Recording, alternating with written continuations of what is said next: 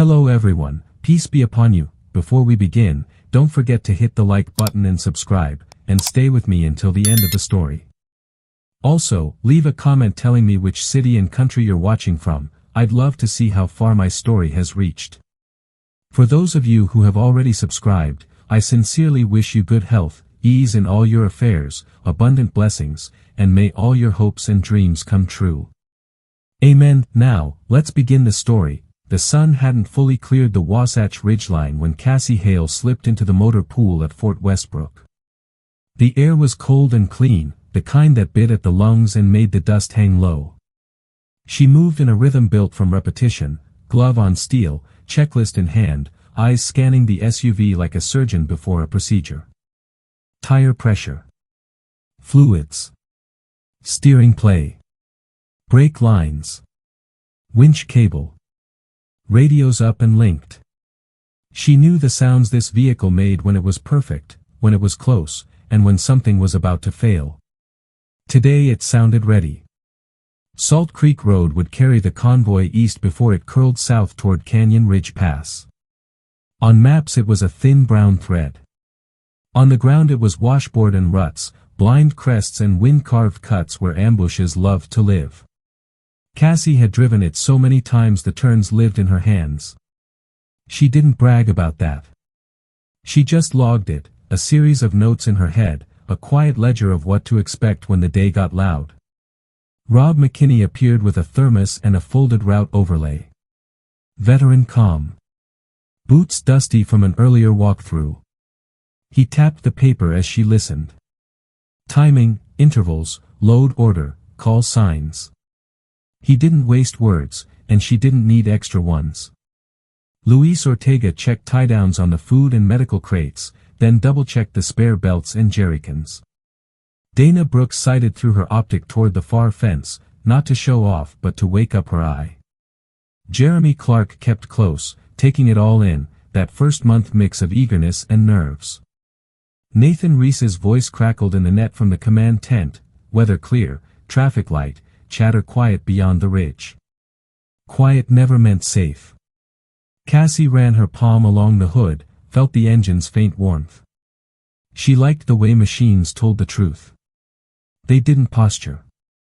They worked or they didn't, and if you listened hard enough they warned you before they quit.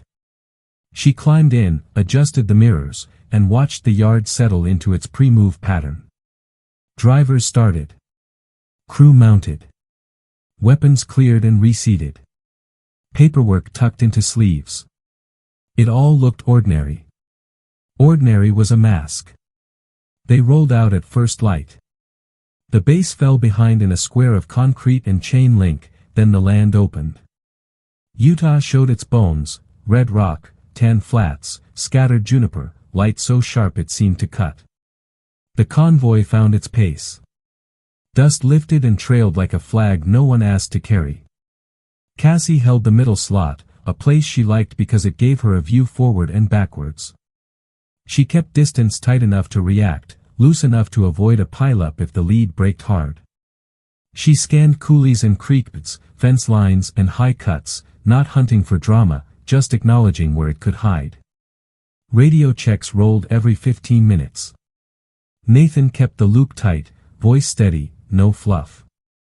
Rob's truck called speed changes with clipped updates.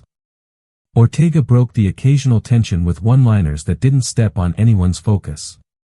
Dana marked terrain features as reference points in case they needed to find cover fast. Jeremy stayed quiet. Cassie heard his breathing once when he keyed his mic by accident, the small human detail of someone taking the job seriously. Salt Creek Road bucked under the tires as the sun climbed. Heat would come later. For now there was cold glare and the kind of silence that rides with good engines. Cassie counted the mile markers that weren't on any sign, the ones nature left, broken cottonwood, rusted trough, the slumped shack with the tilted roof. She catalogued fresh disturbances, a patch of darker dirt where wind hadn't yet smoothed the shovel marks, a strip of track that didn't match the usual ranch pickup pattern. Nothing she could swear on. Enough to file. At the second halt, Rob walked the line. He didn't hover, Just let his presence steady the rookies and signal that leadership wasn't a voice in a distant tent. He paused at Cassie's door. She lifted her chin in a question she didn't need to ask out loud. He gave the smallest nod. Keep your eyes up. She already was. They pushed on. The land tightened as the road began to think about the pass. Walls rose in slow degrees, first as low shelves, then as honest cliffs. Canyon Ridge had a way of funneling sound so you heard your own truck twice and the other guy's 3 times. It turned echoes into ghosts. Cassie dialed down music she never played and dialed up the net 1 notch. She tasted the change in the way drivers touched their brakes. Small taps. Instinct. Even veterans felt it. Terrain talks. Nathan's sitrep came thin and spare. Regional nets were clean. No thermal spikes of concern on the far side of the saddle. He reminded them that clean was a snapshot, not a promise. Cassie appreciated that kind of precision. The road narrowed. She eased left tires up on a firmer strip to avoid a rut she knew could cut sidewalls. The SUV rode true. She breathed with the hum of it, in on throttle, out on lift, a metronome that made long miles make sense. Her mind walked through contingencies while her hands drove. If the choke point pinched and they took contact from the left wall, she had a short rock lip she could tuck behind to shield the truck behind her. If it came from the right, there was a shallow wash with enough angle to deflect fragments. If it came from both, the only play would be movement, create angles, deny clean lanes, by seconds. Seconds saved lives. She did not dramatize that. She just accepted it the way she accepted that water boiled at a certain temperature. Ortega called a short stop to cinch a strap that had worked loose. 2 minutes. Cassie used them to wipe a line of dust off her gauge cluster. Small rituals keep the brain from grabbing for fear. Dana checked wind with a raised hand and a look at the scrub. Jeremy drank from his canteen, hands steady enough. Rob's truck idled with that low diesel clatter that sounded like a clock counting towards something unnamed. They moved again and the pass finally showed its full shape. Tall, narrow, red and shadowed, with sky the color of cut glass. Cassie set her jaw but kept her shoulders loose. Tension steals steering before it steals aim. She ran her scan again, ridge tops, notch cuts, unusual reflection, cloth where there should be rock, rock where there should be dirt. She saw nothing she could point to, and still that quiet prickle at the base of the neck stayed. Experience isn't magic. It's pattern memory. And some patterns don't announce themselves until the moment after it matters. She thought briefly of Fort Westbrook behind them, the neat rectangles, the flag snapping, the easy chatter outside the chow hall. She thought of how different silence felt out here. Not peaceful. Just full. She checked her mirrors, saw Ortega's hand lift in a small circle. Good. Still with me. She answered with a brake tap and a blink of her turn signal, their code for "we're fine, keep it smooth." By late morning the light got harsher, shadows shorter, detail flattened. Worse for spotting. Better for hiding if you knew where. Cassie shaded her eyes with the brim of her cap and adjusted speed 2 miles an hour down. No one complained. The convoy matched her without a word. That told her enough about trust. When Nathan came back on the net, his voice carried that careful weight she'd learned to hear. No alarms. Just respect for the next mile. Cassie exhaled, steady and slow, then took them into the throat of Canyon Ridge, the SUV's engine a calm note in a place that tested how calm a person could stay.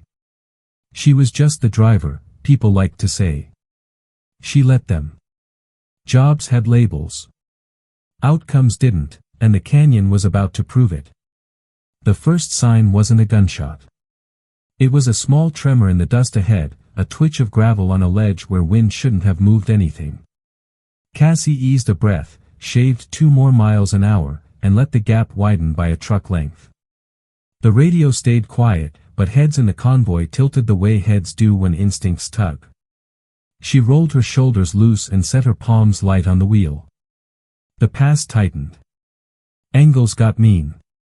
The crack came from high left, sharp and flat, followed by a hiss of rock chips across a hood 2 vehicles up. No time for speeches. Cassie's foot swung, the SUV angled 3 feet to shield the rear truck, brake tap for the one behind, throttle to keep momentum. She keyed up, voice steady. Contact left wall, top third. Tighten interval, keep moving, no bunching. Rob echoed, not to correct, just to amplify. Ortega called eyes on flash near the notch, short bursts, then went to work keeping his fire measured. Dana shifted to glass the crest, calm as if at the range, tone clipped as she spotted a second firing point tucked behind sunbaked scrub. More cracks, then the deeper thump of something ugly near the front, an improvised blast that punched a hole in the road shoulder and threw dirt in a hard brown arc. The lead truck fishtailed, kissed the rock, caught itself. Not pretty, good enough. Cassie swung wide, put her SUV between that mess and the next in line, geometry over heroics, angles over noise. Jeremy's voice cut in once, the sound of someone swallowing fear and staying on task, reporting a flicker on the right wall. Cassie logged it. 2-side play, classic choke point plan. She didn't dignify it with panic. She used the vehicle the way she'd rehearsed in her head for months. Hood low for cover, glass down to kill glare, engine a moving shield that made enemy math harder. She feathered speed to let the truck behind draft her wake to a safer channel. The canyon distorted sound, so she stopped trusting echo and leaned on movement, dust plumes, and small tells, metal wink, shoulder line, the weird stillness of a rock that wasn't there yesterday. She put 2 precise bursts into a shadow gap to buy Dana a window. Dana answered with a clean suppressive lane that made the ridge quiet for 3 long breaths. Nathan's update slid into the net like a level, multiple heat blooms along the left crown, intermittent on the right shelf, no big vehicles moving beyond the saddle. He fed lanes and ranges without drama. Rob took the front's pulse and kept the column from stacking. Ortega pulled a rattled private into cover with a straight command and a quick shove that read as care. Jeremy stuck to Cassie's bumper as if a tow bar connected them. For a rookie, that choice was courage. Another pop, grenade bounce, ugly skid, too close to the second truck. Cassie didn't think, she acted. She cut between vehicles, let her door armor take the line of fragments that would have found soft targets, then rolled forward to reopen the lane. The blast rang inside her ribs and then was gone. She did the small housekeeping moves that keep a fight from eating you alive, check dash lights, crack hand position, breathe once deep enough to force focus back to the edges. They reached a bend that gave 10 yards of shadow and a shallow wash. Cassie parked the column into a staggered crawl that wasn't quite a stop, just a slant that made clean shots against them harder. She put rounds into a muzzle flash that kept flirting with the ridge lip. Not spray, single, deliberate, reset. The flash blinked out. She didn't count it as a win. She counted it as less noise for 10 seconds. The enemy tried to adjust, pushing fire from the right to spook them into a pinch. Cassie refused the funnel. She guided the third truck into the wash, let the fourth hold higher ground, then used her bumper to nudge a crate stack into a position that would break a sniper's sightline. She told Jeremy to hold on her left quarter and keep low. He did, breath audible but controlled. Dana called wind, then made a shot that stopped a silhouette mid-slide. Ortega laughed once, the short kind that vents pressure, and said he had the right flank if Cassie kept the middle clean. She said she would. Then she did. Traffic discipline saved them from their own fear.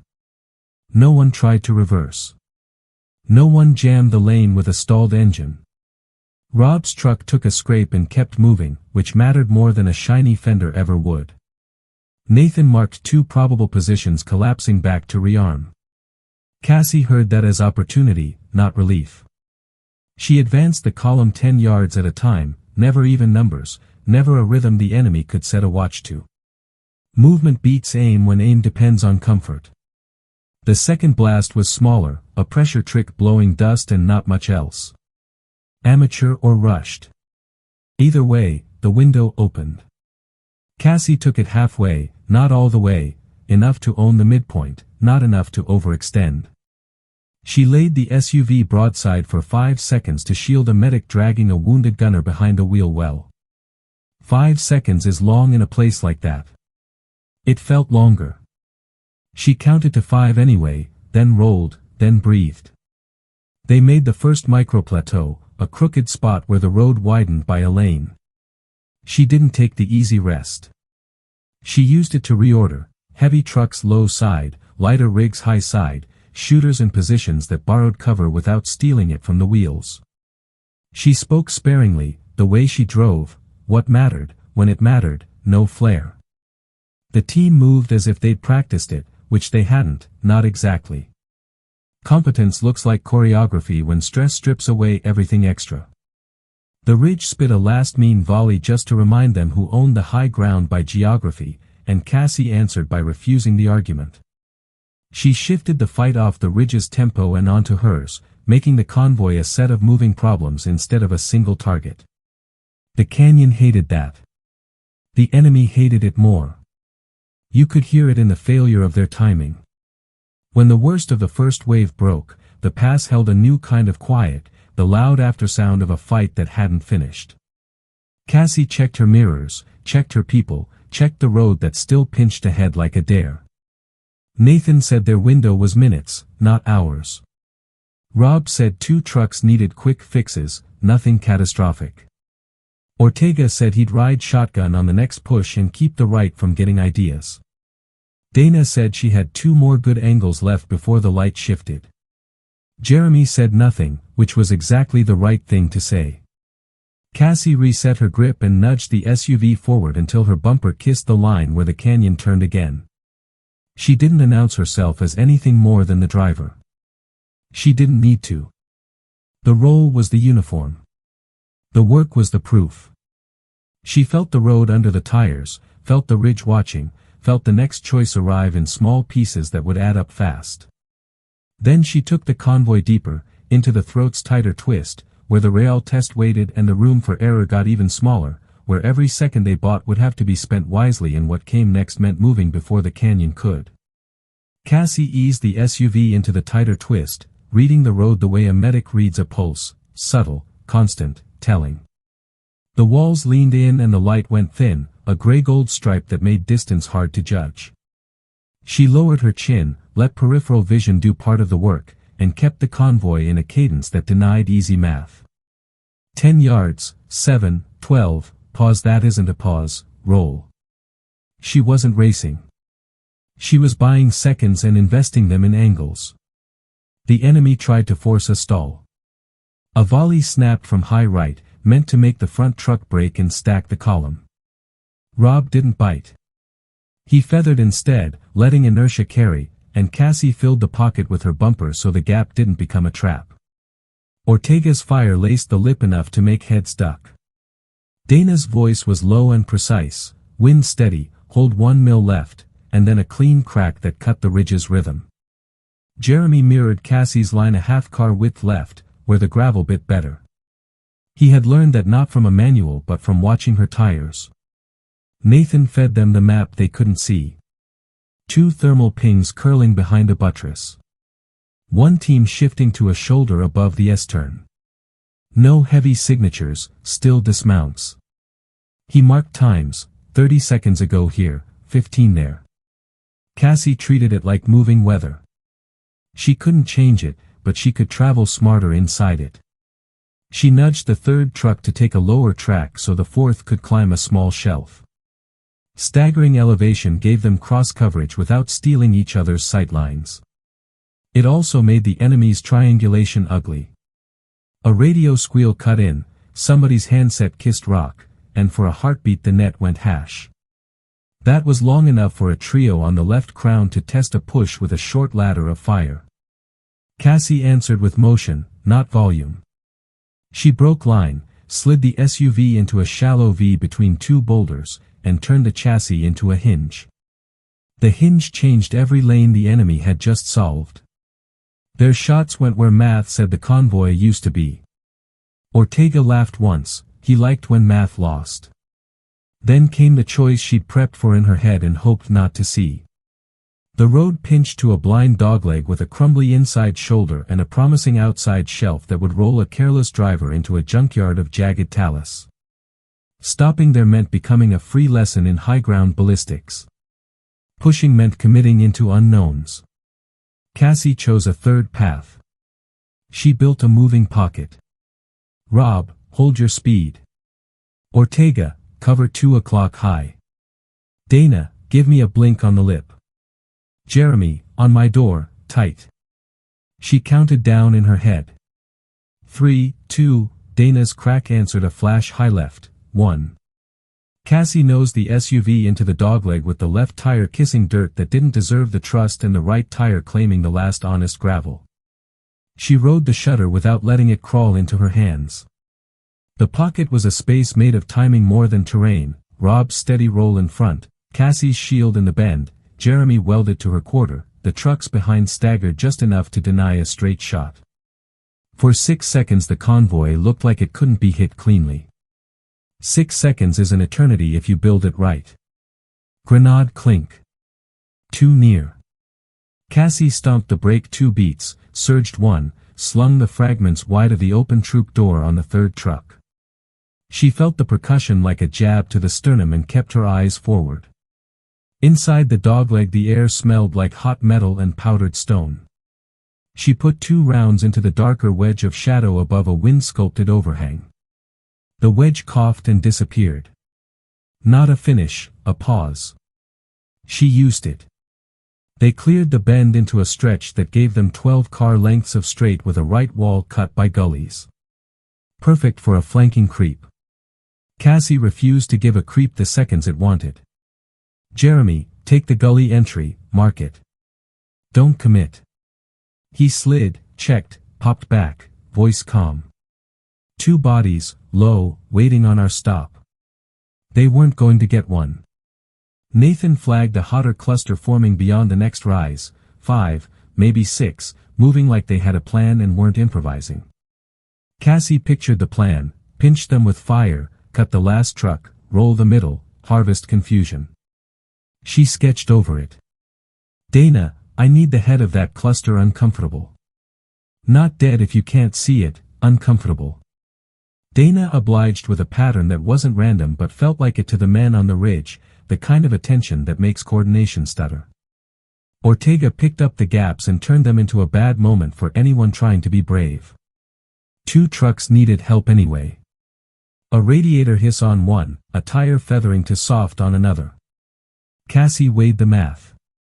You can't sprint on a sprain and call it strategy. Microfix on my mark. 45 seconds.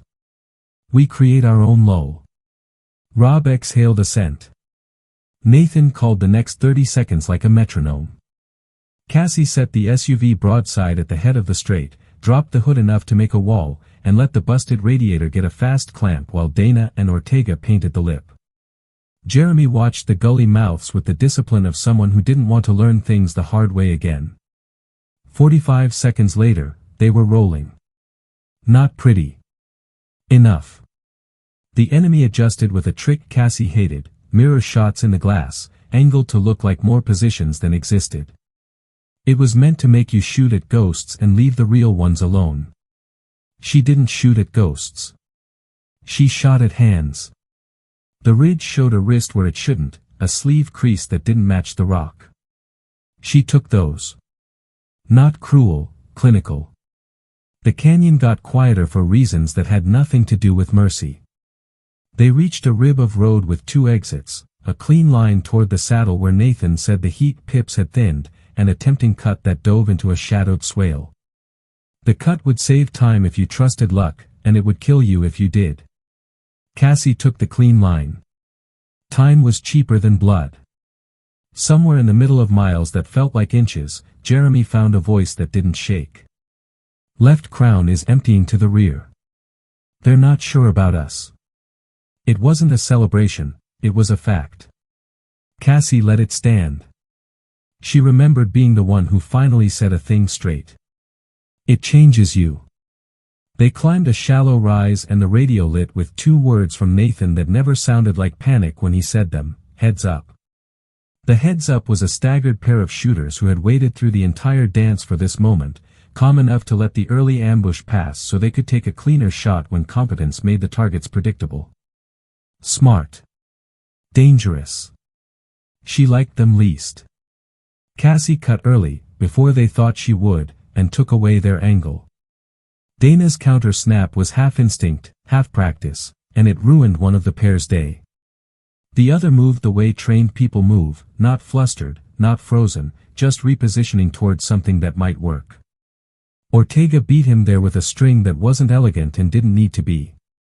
Good enough wins the day more often than poetry. By the time the ridge opened to a sliver of wider sky, Cassie had made 100 choices that looked small from a distance and absolute from the driver's seat. The convoy was intact. The road behind them held the story of bad ideas they hadn't bought and good ones they had. The road ahead still narrowed, still dared them to get cocky. They took a breath at a shoulder barely wide enough to count as one. Rob passed water down the line. Dana blinked sand from her eyes and reset her cheek weld. Ortega reloaded with the casual precision of a man who likes his work done right. Jeremy leaned his helmet against the headrest for exactly 3 seconds, then lifted it and said he was good. Nathan said the saddle was real this time, not a trick of light, and that signatures beyond it were thin. Thin wasn't zero. Cassie listened to the engine tick as it shed heat. Machines tell the truth. So did places. Canyon Ridge had said what it wanted to say about who owned height and who owned nerve. She rolled her shoulders once, glanced at Rob, and saw in his nod the kind of agreement you don't need words for. Then she put the SUV back in gear, checked the mirror, and took them toward the saddle, where the pass would either let them go or make them pay for every inch they'd taken, where the next decision wouldn't be about surviving the choke but about turning survival into control. Turning survival into control meant choosing the hard move when the easy one only delayed the hit. Cassie set her jaw and decided the saddle wasn't an exit. It was a lever. The pass narrowed again just before it broke open, a last squeeze that forced vehicles into single file and shooters into predictable holes. Predictable helps the side with better timing. She keyed up without raising her voice. We're taking the saddle on our terms. Rob, hold the front steady and don't crest. Ortega, watch right shelf for a dump team. Dana, I'm going to buy you 10 clean seconds. Nathan, count me a clock, 45 on, 15 off, repeat. The ridge answered by getting louder. Fire stitched the lip. Chips fell in a hot rain. Cassie rocked the SUV left, then right, then knifed it across the lane at a diagonal that made no sense unless you understood what she was doing, building a moving wall with a doorway only her people could use. She laid the driver's side toward the threat, killed the glare, and opened a corridor between her bumper and the rock.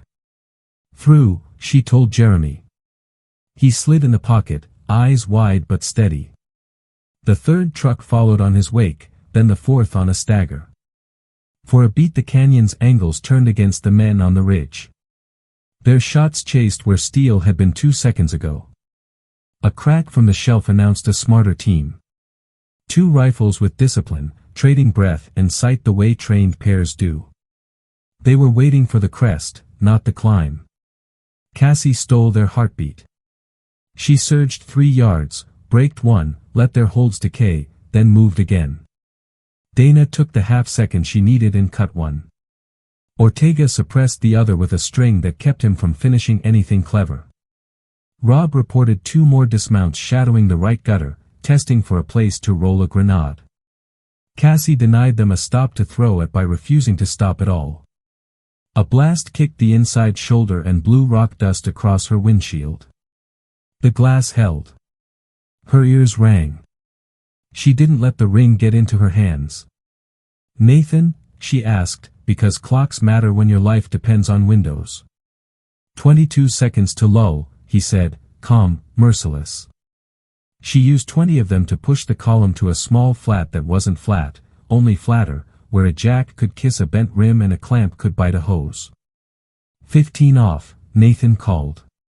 She flipped the SUV broadside again, counted slow, and let the medic drag a wounded gunner behind her axle while Dana and Ortega made the lip twitch. 15 felt like a lifetime. It was exactly 15. They rolled. The pair on the shelf returned with a friend and an idea. Mirror shots to fake the eye, angle and echo to make 3 positions seem like 5. Cassie didn't shoot at reflections. She shot at habits. A trained shooter repeats shoulder pressure the same way no matter where he hides. She aimed at that and took the anchor out of their pattern. The fakes got sloppier.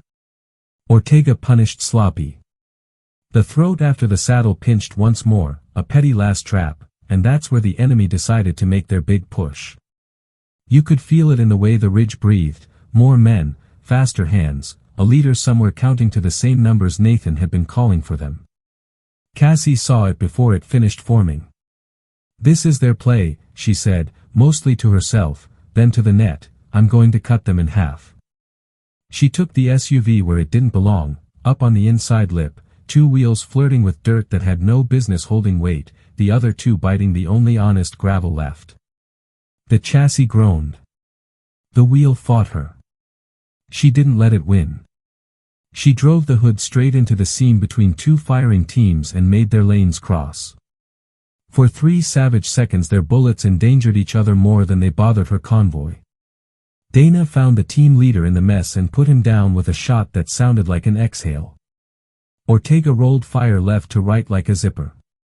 Rob pushed the front past the seam and refused to look back because the best help sometimes is not becoming a problem. Grenade started to arc. Cassie tracked the arm, not the grenade. You cut the thrower, you cut the arc. 2 drops. 1 bounce sent metal under her door, she let the plate eat it, felt the concussion hit her teeth, and drove through the smoke before the next brain on that ridge could do math. Jeremy called a close one with a voice that no longer shook. Left gully, 2 moving, he said. Cassie gave him a slice of angle and he put a clean burst there, not panicked, not greedy. The gully went quiet.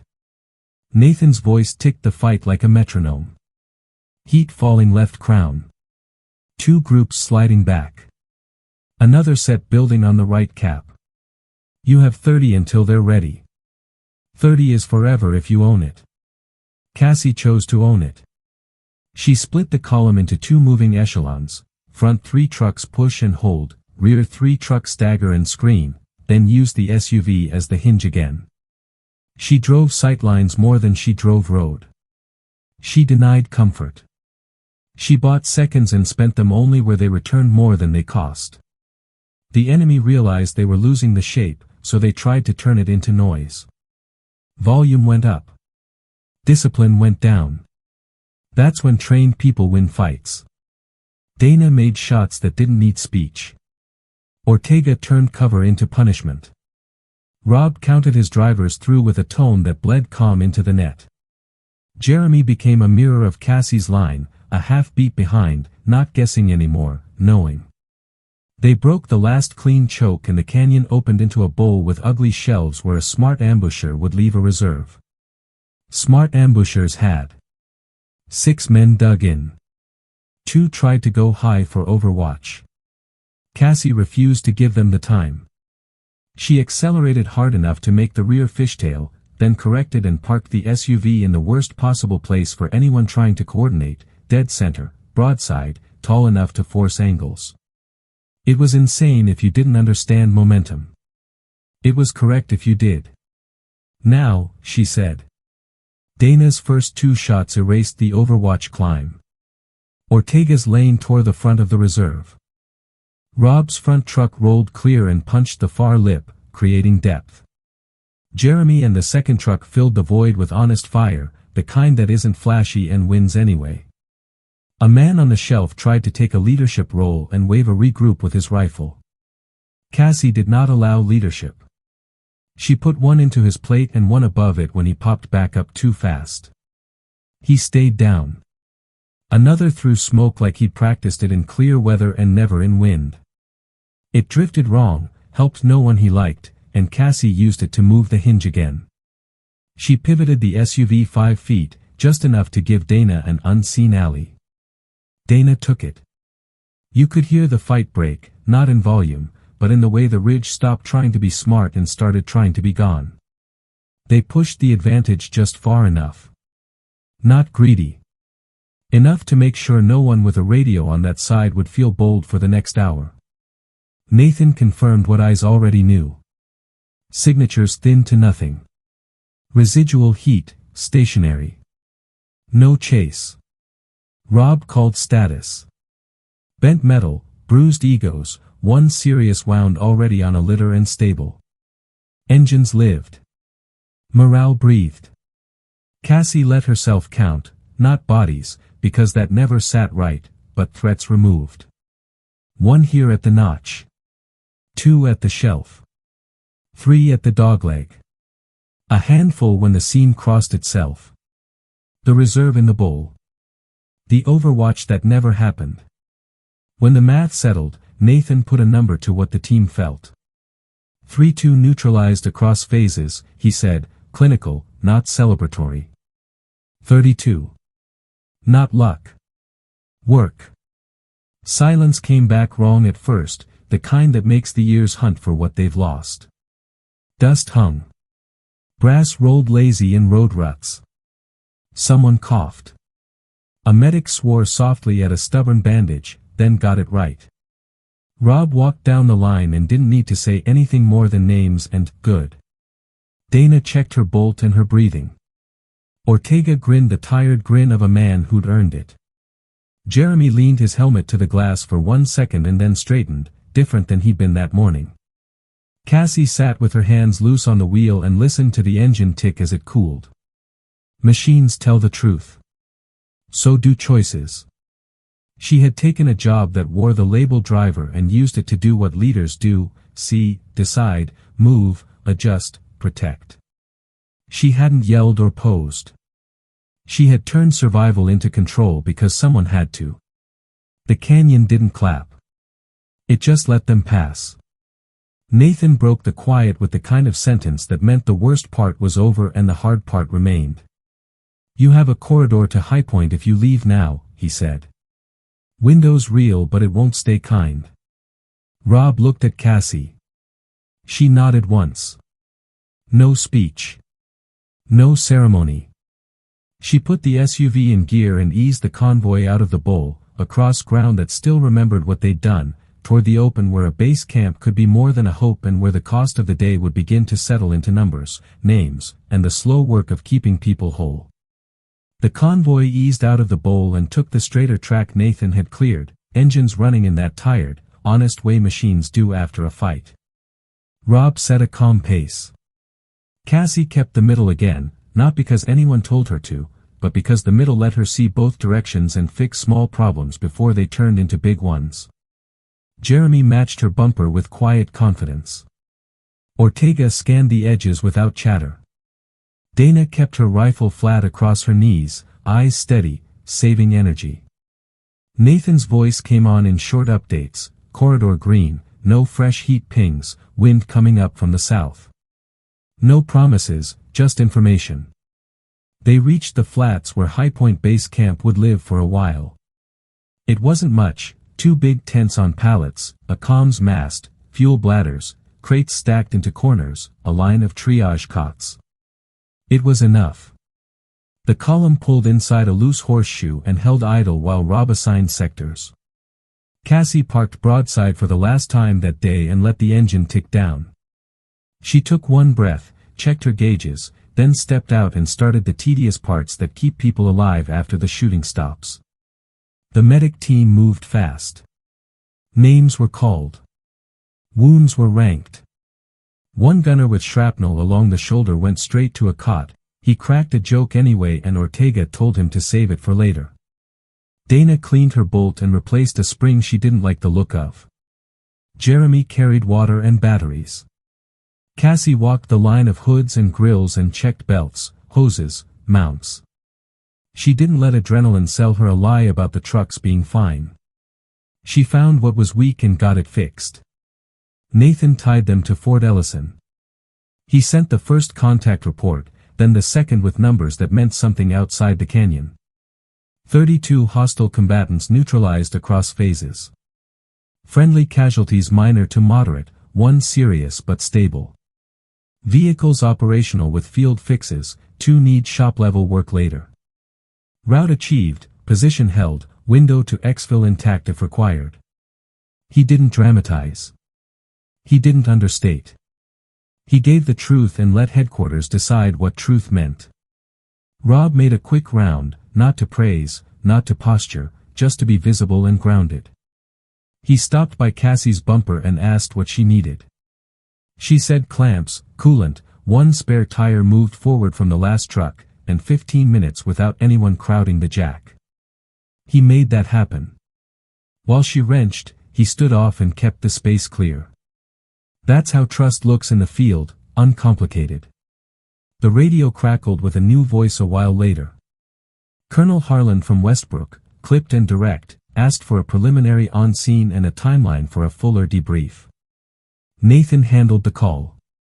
Rob added the commander's view when asked. Harlan didn't hand out praise over the net. He acknowledged results, authorized resupply, and said he'd meet them at dawn with a small team. That was enough. No one in the horseshoe was chasing a speech. As light dropped, the camp took shape. Perimeter posts. Trip flares set but not armed.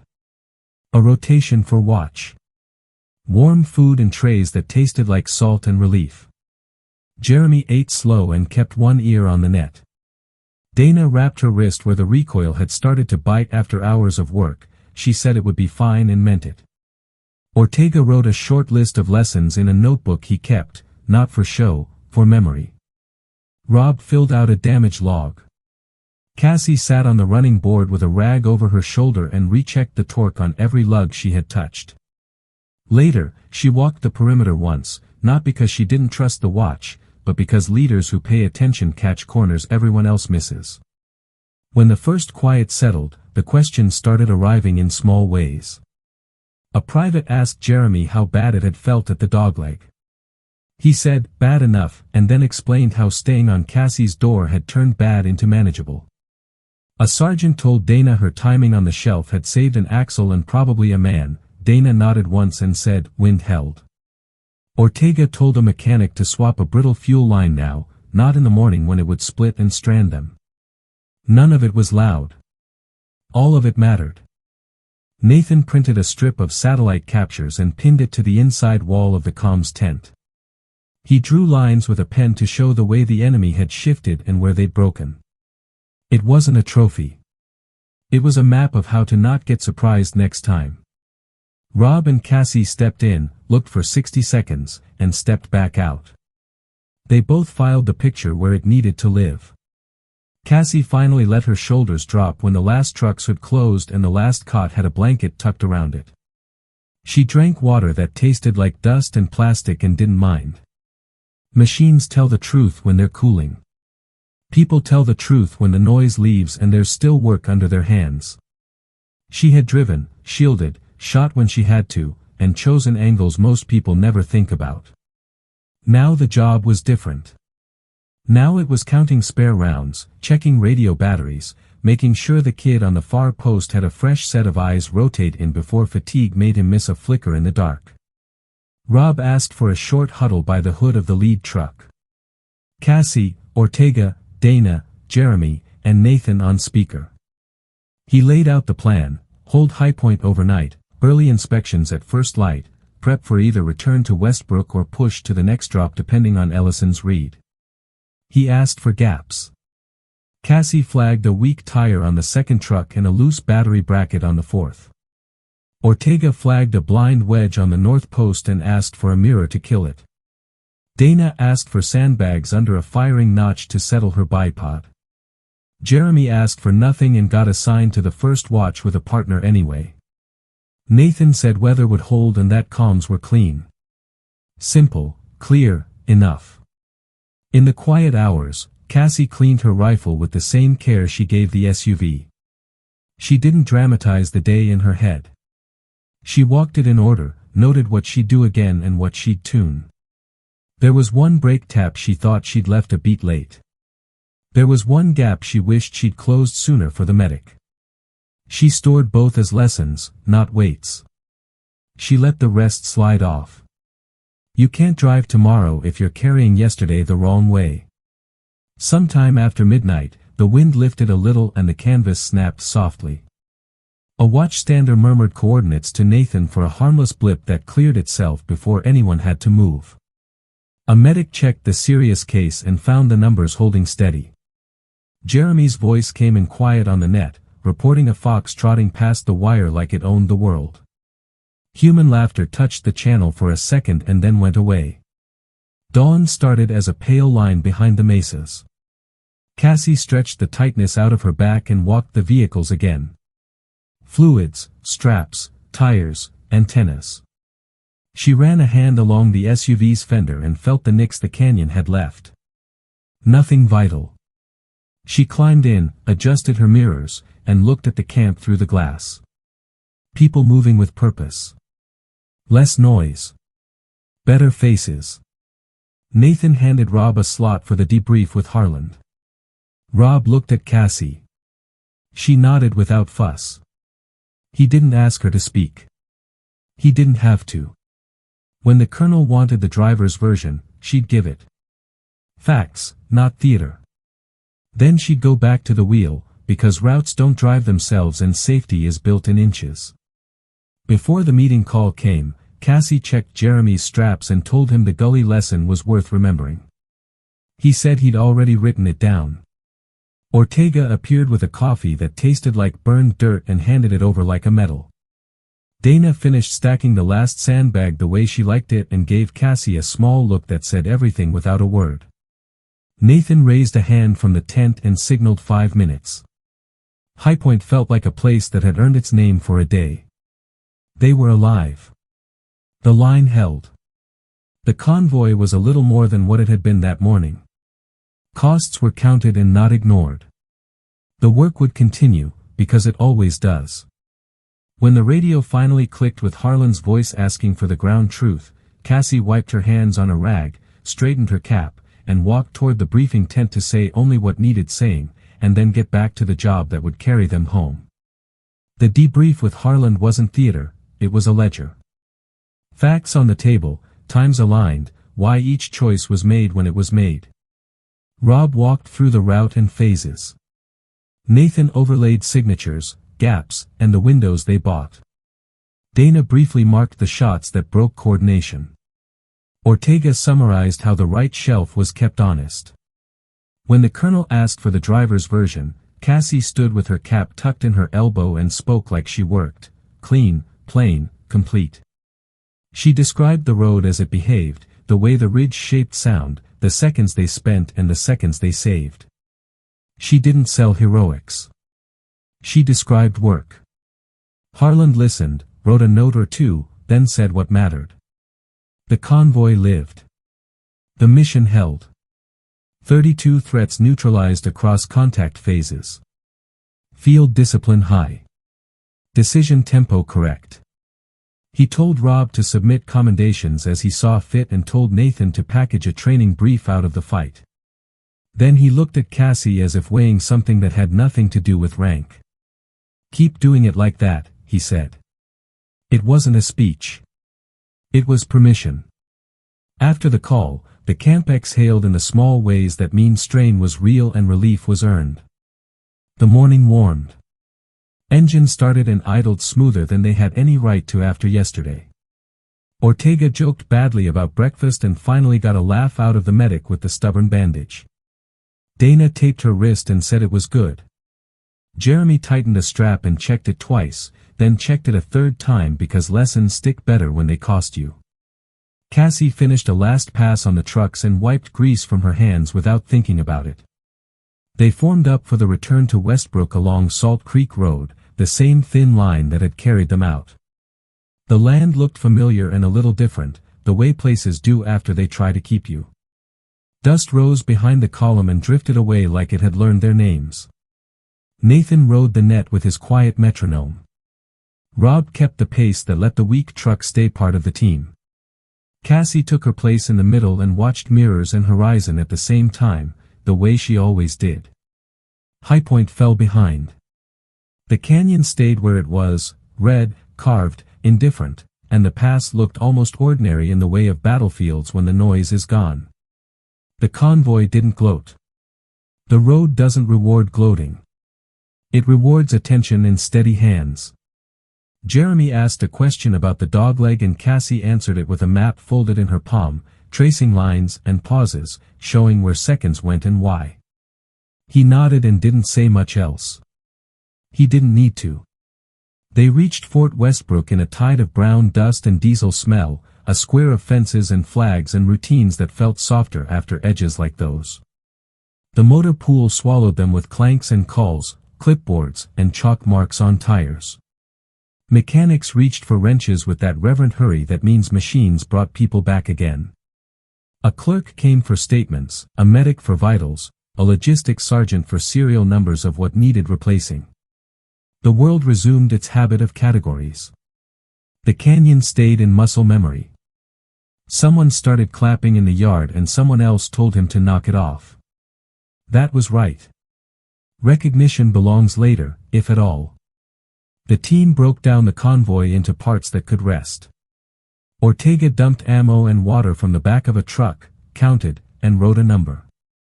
Dana folded into a chair, closed her eyes for 1 minute, then opened them and cleaned her rifle like a ritual. Jeremy took a call from home and said he was fine, and for once he didn't sound like he was trying to convince anyone. Nathan pushed the sitrep upstream and started building the training deck Harland wanted. Rob signed 3 forms and ignored 6 until they were the right kind of important. Cassie pulled the SUV into its bay and shut it down with a hand on the key that lingered. She listened to the cooling tick and named each sound in her head. Belt whisper. Manifold ping. Brake settle. It had done its job, same as her. She popped the hood, set the brace, and checked the places no one else checks until too late. She replaced a clamp before it failed. She tightened a ground that had started to think about not being one. She wrote 2 lines in a notebook she kept for herself, dogleg pocket timing okay. Brake tap late by 1. Fix that. She closed the cover and slid it into her door. Word traveled anyway. It always does. A sergeant she didn't know asked if she really drove the hood into a seam to cross their lanes. She said yes and then asked what he would have done instead. They talked angles, not folklore. A supply specialist left a fresh pair of gloves on her seat without a note. A young private walked past, caught her eye, and straightened his shoulders like the world had just given him an example of something he couldn't name yet. Near sundown, Rob called them to a quiet corner of the yard. No ceremony. Just faces and dust and that tired satisfaction that feels like the inside of a well-earned breath. He said what leaders say when they mean it. Good work. Do it again. Thank the boring habits that kept us alive. He nodded to Dana for a shot no one saw coming, to Ortega for the sleeve of jokes that covered hard minutes, to Jeremy for staying on the door when the easy thing was to drift, to Nathan for turning heat signatures into seconds on the ground. When he looked at Cassie, he didn't list numbers. He just said her name the way you say a fact. Hale. And then, softer, you made the road ours. They went back to the living that follows fights. Laundry. Emails. A letter that was really just a scrap of paper in a pocket with 2 sentences on it. The chow line. The bench outside the barracks where the evening breeze felt like permission to stop holding your breath. Someone put on a song too loud and let it play for 30 seconds until somebody else turned it off because quiet felt better. In the days that followed, the canyon turned into slides and lines in Nathan's deck. New drivers sat in a small room and watched Cassie's decisions rewound and paused, then asked questions she answered without posture. She told them the truth. Machines warn you if you listen, roads talk, patterns matter, seconds are a currency, don't buy drama when geometry is cheaper, don't stop where grenades want you to, turn survival into control and control into exit, be boring until you need to be brave, then be precise. She didn't wrap it in inspiration. She gave them tools. Harlan signed papers that turned into citations. None of those made engines run better or routes safer, but they mattered to families and to young soldiers looking for proof that competence isn't invisible. Dana got a note from a major who understood wind. Ortega got a handshake from a commander who'd forgotten how to laugh and remembered for a second. Jeremy got a quiet word from Rob that he wouldn't forget. Cassie got her gloves dirty again because tomorrow had another column and the road didn't care what yesterday wrote about you. If there was a lesson, it lived where the work lives. Heroism isn't a pose. It's a set of choices made at speed with other people in mind. It's a map drawn in inches and seconds and angles, not fanfare. It's a driver who has the route in her hands and the team in her mirrors and the willingness to be exact when noise begs you to be loud. 32 wasn't a number to wear. It was a measure of what had been asked and answered. On a morning that looked a lot like the one before the canyon, Cassie slid into the motor pool while the air was still cold and the dust still low. She touched steel, checked torque, listened to the engine, and felt the truth of a machine ready to do its job. Rob walked up with a thermos and a route overlay. Ortega tested a strap. Dana warmed her eye behind glass. Jeremy keyed his mic and didn't breathe too loud this time. Nathan's voice came in steady from the tent. The flag snapped. The sun lifted. The road waited. She climbed in and set her mirrors. Jobs had labels. Outcomes didn't. She turned the key and the engine answered like it always had, and she drove them out into a world that would never stop asking for quiet competence, steady hands, and the kind of courage that sounds like a calm voice on the net saying, "On me. Keep moving. We're good."